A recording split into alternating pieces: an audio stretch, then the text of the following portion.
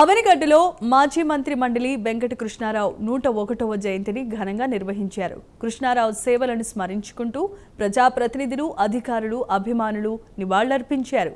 గాంధీ క్షేత్రంలో ఏర్పాటు చేసిన కార్యక్రమాల్లో ఎమ్మెల్యే మండలి బుద్ధప్రసాద్ పాల్గొని కృష్ణారావు విగ్రహానికి పూలమాల వేసి నివాళులర్పించారు.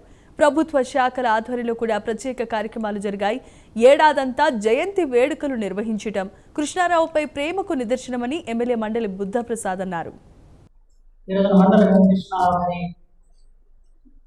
జయంతిని రాష్ట్ర పండుగగా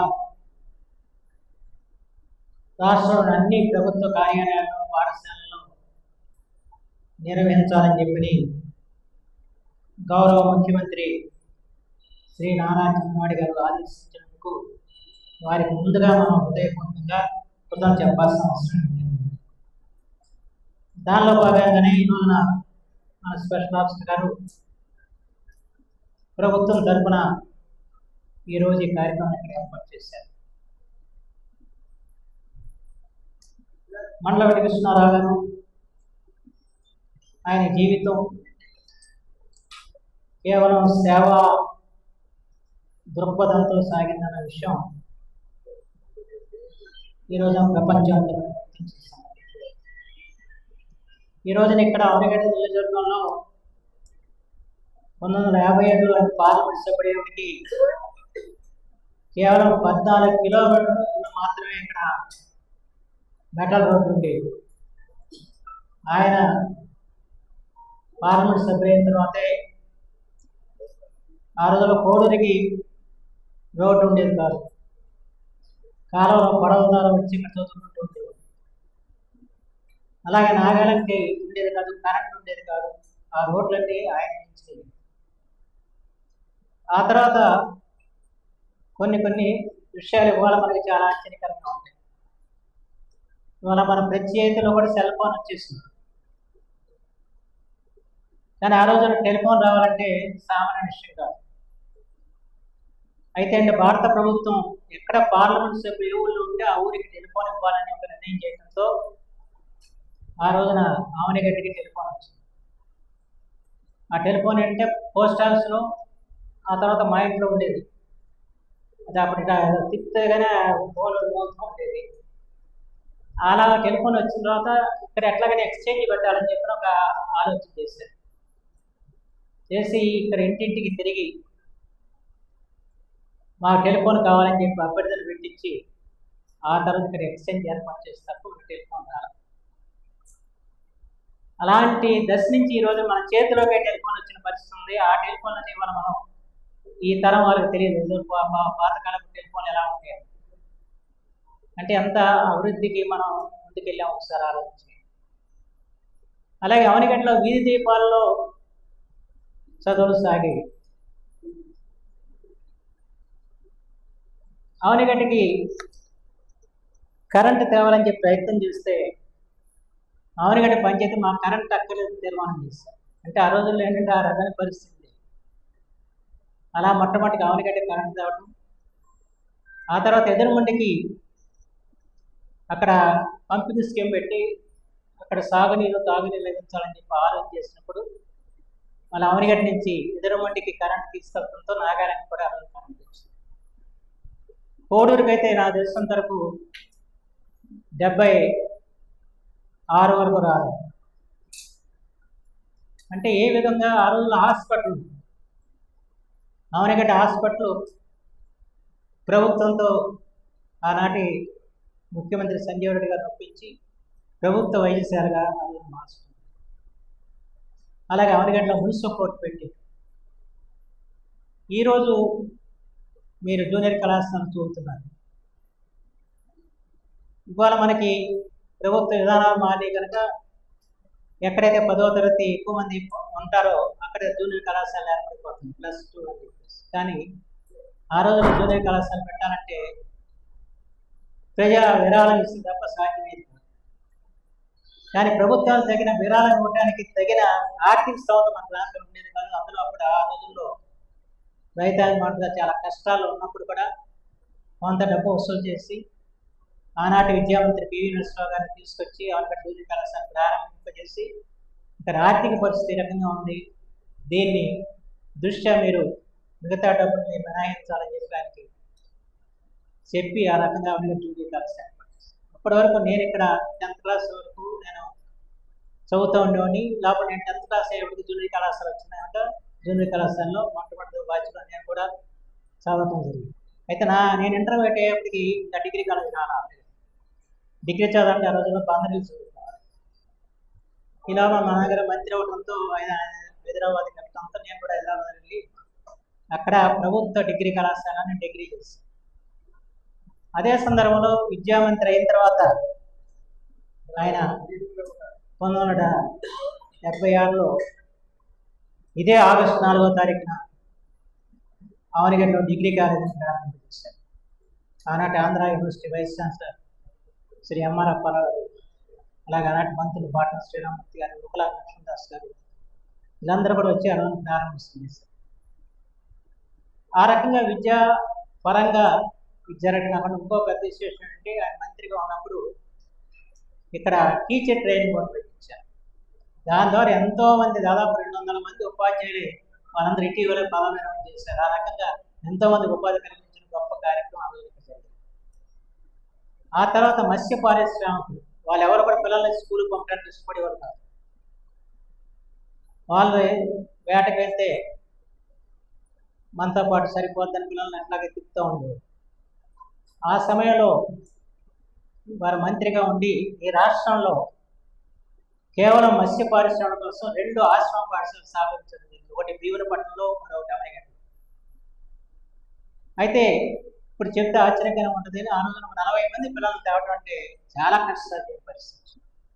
ఎవరు కూడా పిల్లల్ని పంపడానికి, స్కూల్కి పంపడానికి, చదివించుకోవడానికి ఆ రోజు మత్స్య పరిశ్రమలు ఎవరు కూడా ఒప్పుకునేవారు కాదు. కానీ ఆనాటి పెద్దలు ఏదో రకంగా వాళ్ళు నచ్చజెప్పి ఒక 40 మంది పిల్లల్ని తీసుకొచ్చి ఆ పాఠశాలని ప్రారంభించారు.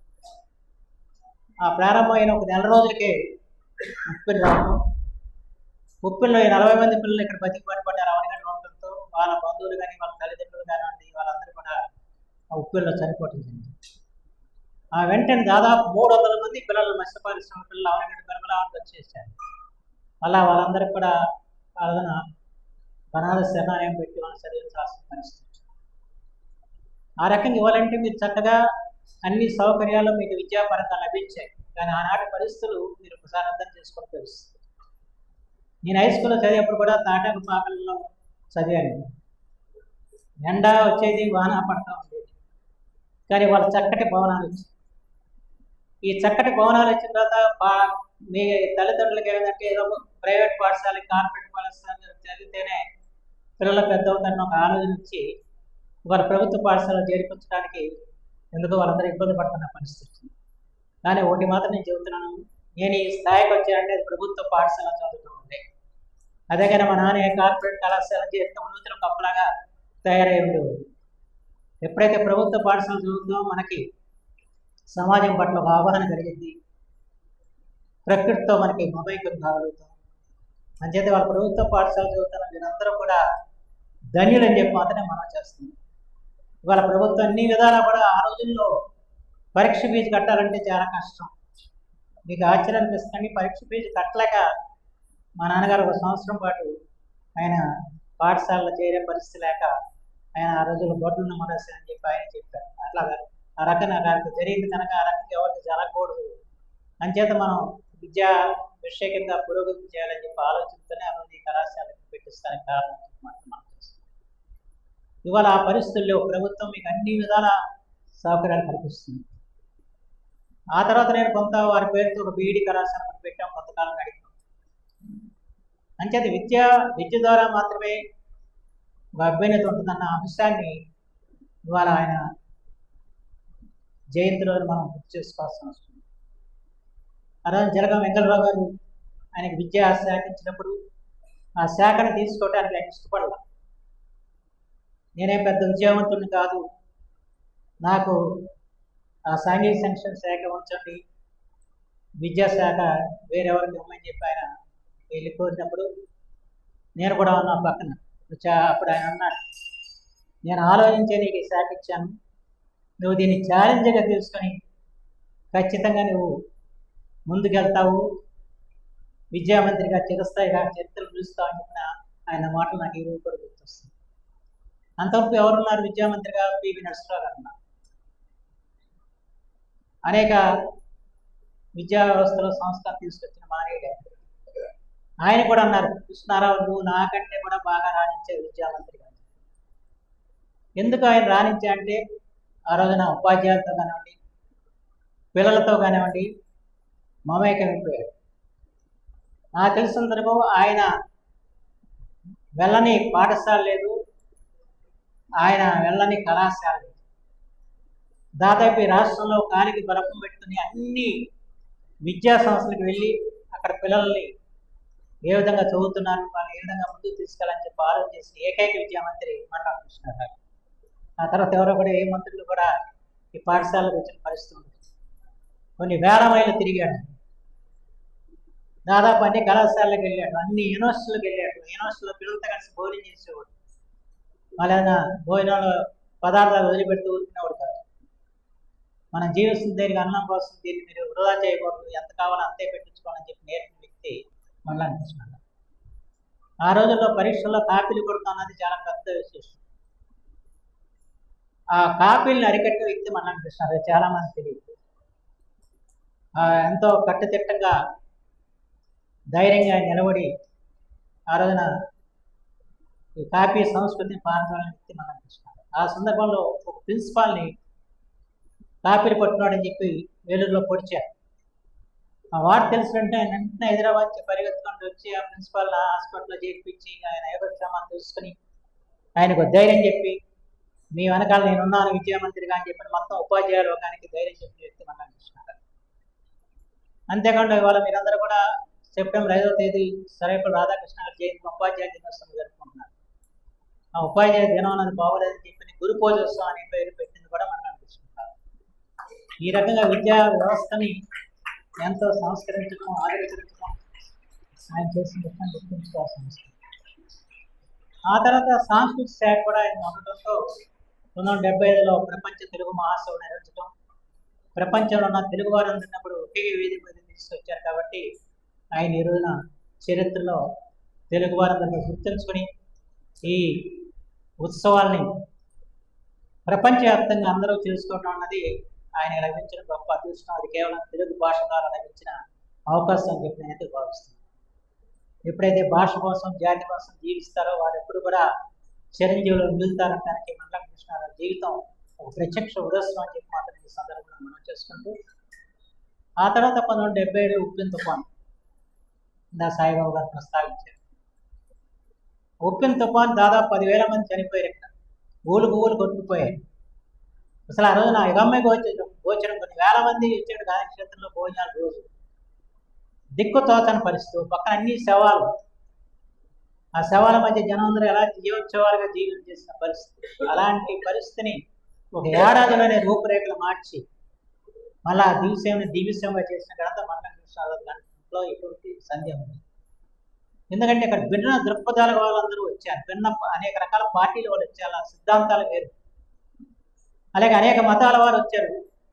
మాలైతే ఒక మతం వాళ్ళకి ఇంకో మతం వాళ్ళకి అంత సఖ్యత ఉంటుంది. వీళ్ళందరి మధ్య సఖ్యత చేకూర్చి అందరినీ కూడా కలగలిపి పని చేయించబట్టే దివ్యసేవ ఆ రోజున దివ్యసేవగా మారిందని చెప్పి మాత్రం మనం తెలుస్తుంది. ఎక్కడ కూడా ఆయన ప్రతి ఒక్కరితో కూడా మమేకమై వాళ్ళ రాజకీయ సిద్ధాంతాలు వేరైనా వారి పట్ల వారందరిని కూడా కలుపుకొని వాళ్ళందరినీ కూడా కలిపి పని చేయించారు. ఉదాహరణకి ఇందిరాగాంధీ గారు ఆర్ఎస్ఎస్ని నిషేధించారు. ఆ తర్వాత జనతా ప్రభుత్వం ఆర్ఎస్ఎస్ని ఎత్తివేసింది, నిషేధాన్ని ఎత్తివేశారు. అయితే ఇక్కడ ఆర్ఎస్ఎస్ వాళ్ళు ఎక్కువ పనిచేశారు దేశంలో.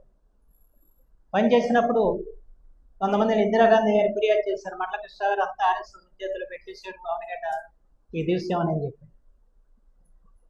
ఇందిరాగాంధీ వచ్చింది, మా ఇంటికి వచ్చి అక్కడి నుంచి చూసింది ఆవిడ. 10,000 మంది జనం భోజనం చేస్తున్నారు, ఆర్ఎస్ఎస్ బ్యాడ్జీలు పెట్టింది, అక్కడ వడ్డాలు చేస్తున్నారు. అది చూసి ఆమె చాలా ఆనందపడి ఆశ్చర్యపడి వాళ్ళందరినీ పిలిచి అభినందించింది. ఏదైతే ఏ సంస్థ అయితే నిషేధించిందో ఆ సంస్థ సేవని అభినందించిన ఘనత ఇందిరాగాంధీ. ఆ రోజుల్లో అలా అభినందింపబడే వ్యక్తి, పనిచేస్తున్న వ్యక్తి ఇటీవలే గవర్నర్గా పదవి విరమణ చేసిన బండారు దత్తాత్రేయ. అంటే ఏ రకమైన ఒక సామరస్యతని ఆయన తీసుకొచ్చాడంటే ఇది ప్రత్యేక ఉదాహరణ నేను చెప్తున్నాను. ఇలాంటి అనేక ఉన్నాయి. ఆనాటి ప్రభుత్వం వేరు, ఇక్కడ ప్రభుత్వం కాంగ్రెస్ ప్రభుత్వం, అక్కడ జనతా ప్రభుత్వం. అక్కడ ప్రధానమంత్రి మొరార్జీ దేశాయ్, ఇక్కడ చంద్రబాబు నాయుడు ముఖ్యమంత్రిగా ఉన్నారు. కానీ మండల కృష్ణారావు దగ్గరికి వచ్చేటికి కేంద్ర ప్రభుత్వం ఎప్పుడు కూడా గమనించి మొరార్జీ దేశాయ్ వచ్చి ప్రధానమంత్రిగా ఆయన తెగ్గానే మండల కృష్ణరావు ఎక్కడని చెప్పి అడిగాడంటే అది మన వరలరామయ్య గారు చెప్తూ ఉంటాడు. ఆయన అప్పుడు పోలీసు అధికారిగా ఉంటే ఆయన దిగి మండల కృష్ణరావు ఎక్కడ ఉంటామని చెప్పించి ఆయన అభినందించిన వ్యక్తి మొరార్జీ దేశాయ్. అంటే ఈ రకంగా ఆ రోజున యావత్ ప్రపంచానికి ఒక సేవ ద్వారా ఆయన ఒక ఆదర్శంగా నిలిచాడని చెప్పి మాత్రం చెప్పొచ్చు. మళ్ళీ అనితర సాధ్యం తర్వాత ఎవరు కూడా ఆ రకంగా చేయలేదు. డాక్టర్ బెజవాడ గోపాలరెడ్డి గారు మాట చెప్పారు, చరిత్రలో ఇద్దరిని చూస్తాను. బీహార్ భూకంపం చెందినప్పుడు డాక్టర్ బాబు రాజేంద్ర ప్రసాద్ సేవ చేశాడు. అదే రీతిలో సేవ చేసిన వ్యక్తి మండల కృష్ణరావు గారు. అందుకని చేతులు ఎత్తి నమస్కరిస్తాను. ఈ రకంగా ఆయన జీవితం ఒక ఆదర్శప్రాయంగా నడిచింది. ప్రత్యేకించి దివ్యసేవని దివ్యసేవగా చేయాలనే కలలే ఆయన చివరికి కంటూ వచ్చారు. ఈ దివ్యసేవ కోసం ఏ చిన్న అవకాశం వచ్చినా కూడా అవకాశాన్ని వినియోగించారు. ఉదాహరణకి పార్లమెంట్ సభ్యుడిగా అయిన వ్యక్తి ఆ తర్వాత జిల్లా పరిషత్ ఉపాధ్యక్షుడు తీసుకోరు, జిల్లా పరిషత్ ఉపాధ్యక్షుడు ఆ తర్వాత సంస్కృష్ణ తీసుకోరు. కానీ ఏ అవకాశం ఉంటే అవకాశాన్ని మనం వినియోగించుకోవాలి, ప్రజలకు సేవ చేయాలని చెప్పిన ఉద్దేశంతో చేసిన వ్యక్తి మండల కృష్ణరావు గారు. సమితి ప్రెసిడెంట్గా ఆయన చేసి చాలామంది తెలియదు కానీ ఈ రోజు వాళ్ళకి తెలియదు. కానీ సమితి సమావేశాలు అవనిగడ్డలో కాకుండా వాళ్ళ రామకృష్ణాపురం అనే గొల్లపాలను నిర్వహించిన వ్యక్తి సమితి ప్రెసిడెంట్గా మండల కృష్ణరావు గారు. ఆ రోజున ఒక మంత్రి పెరుమల గారు ఉండేవాడు, సాంఘిక శిక్షణ మంత్రి. ఆయన కూడా తీసుకెళ్ళి మా ప్రాంతం ఇంత వెనుకబడిన ప్రాంతం, ఇక్కడ వాళ్ళకి ఎవరికి కూడా ఇక్కడ ఉన్న సర్పంచ్లకే గొల్లపాలెం ఎక్కడ ఉందో తెలియదు. అలాంటి తెలియాలి, అలా మన వాళ్ళకి తెలియజెప్పాలి, మంత్రులకి తెలియజెప్పాలి ఈ ప్రాంతం వెనకబడిందన్న ఉద్దేశంతో అక్కడ సమితి సమావేశాలు కూడా ఇతర గ్రామాల్లో ఏర్పాటు చేశారు. ఆ తర్వాత ప్రతి సంవత్సరం వనమహోత్సవం చేసి అధికారులని మొత్తం కుటుంబ సమేతంగా పిలిచి చాలా ఆహ్లాదకర వాతావరణంలో అధికారులతో గడిపారు. ఏ అధికారిని అయినా కూడా చాలా గౌరవించేవాడు, వాళ్ళ గౌరవాన్ని పొందేవాడు. నా తెలిసినందుకు ఎవరిని కూడా ఆయన ఇబ్బంది పెట్టిన పరిస్థితి లేదు. వారి కడుపున పడటం నా యొక్క అదృష్టం, కానీ నాకు భారమైన విషయం కూడా ఇది. ఇక్కడ వారసత్వం అన్నది అది ఒక రకంగానేమో అదృష్టం అవుతుంది, మరో పక్కన అది ఇబ్బంది కూడా అవుతుంది. ఎందుకంటే నేను ఏ పని చేసినా మండల కృష్ణరావు లాగా చేశాను లేదా అని మీరు అందరూ చూస్తూ ఉంటారు. కానీ ఆయనలాగా చేయటం అన్నది ఎవరి వల్ల కాదని మాత్రం ఖచ్చితంగా చెప్తుంది. అది ఆయనగా శాఖ, ఇంకెవరు కూడా ఆయనలాగా ఎవరైనా చేయరు, ఆయనలాగా ఆలోచించలేదు. ఆలోచించిన దాన్ని ఆచరణలోకి తెచ్చే వ్యక్తి మండల కృష్ణరావు. ఆయన ఇందాక నేను చెప్పారు, చదువుకోవడానికి అవకాశం లేక ఫీజులు కట్టలేక ఒక సంవత్సరం పాటు చదువు మానేసి బాధలు పశువులు మేపినప్పుడు ఇవన్నీ కూడా బంజరి భూములు పండించుకోవడానికి వీలు లేకుండా ఉన్నాయి, వీటిని ఏదో రకంగా సాగు కావాలని చెప్పి ఆ చిన్న వయసులో ఆలోచన చేసి ఆ తర్వాత దివ్యసేవ వ్యవసాయ బృహత్తర ప్రణాళికను పెట్టి వాళ్ళ సహకార సంఘాలు ఏర్పాటు చేసి కొన్ని వేల ఎకరాలు సాగులను తీసుకొచ్చిన వ్యక్తి మండల కృష్ణరావు. అంచేత ఏ ఆలోచన చేసినా కూడా ఆ ఆలోచనని సాకారం చేసే వ్యక్తి. అయితే ఈ రోజున నాకు పెద్ద ఇబ్బందులు లేవు, కానీ ఆయన ప్రతి విషయంలో ఇబ్బంది పడేవాడు. అంటే ప్రతి విషయాన్ని విరోధించేవాడు, ప్రతి విషయాన్ని విమర్శించేవాడు, ప్రతి విషయానికి అడ్డుకోలు వేసేవాడు. కానీ వాటన్నిటిని కూడా అధిగమించి ఆయన ఎక్కడ కూడా వెనక్కి తిరగకుండా నిలిచిన వ్యక్తి మండల కృష్ణరావు. ఏ చిన్న విషయం కూడా ఉంది, చివరికంటే 3 విగ్రహాలు అక్కడ పెడితే దానికి కూడా కొంత గొడవ జరిగింది. 3 విగ్రహాలు అక్కడ పెడతాయి. అట్లా ఏది జరిగినా మీ చరిత్ర చూసి చదివితే ఇందాక నేను చెప్పాను కరెంట్ వద్దని చెప్పాను, కరెంట్ తెచ్చారు. అలాగే పులిగడ్డ యాక్సిడెంట్ విస్తరణ చేయడం వల్ల మన కోడూరు నాగలింగ మండలాల్లో తీర గ్రామాలకి సాగునీటి వస్తారు. ఈ రకంగా చెప్పుకోవాలంటే చాలా ఉంటాయి. అయితే ఆయనలో ఉన్న మానవతా దృక్పథం మనందరం కూడా అమర్చుకోవాల్సిన అవసరం మనకు ఎంతైనా ఉంది. ఆ విషయాన్ని తెలియజేయడానికి, అలాగే ఆయన తెలుగు భాషను మనం సంరక్షించుకోవాల్సిన ఆవశ్యకత ఉంది. దాన్ని మనందరికీ గుర్తించడానికి ఇవాళ చంద్రబాబు నాయుడు గారు మండల కృష్ణరావు జయంతిని రాష్ట్ర పండుగగా నిర్వహించి ప్రత్యేకించి ఈనాటి విద్యార్థులకు అలాంటి వారి జీవితాలు తీయాల్సిన అవసరం ఉంది. ఆ రీతిగా వ్యక్తిత్వ సంతరించుకుని మహోన్నతులుగా తయారు కావాల్సిన అవసరం ఉందన్న ఆలోచన ఈ కార్యక్రమం ఏర్పాటు చేసినందుకు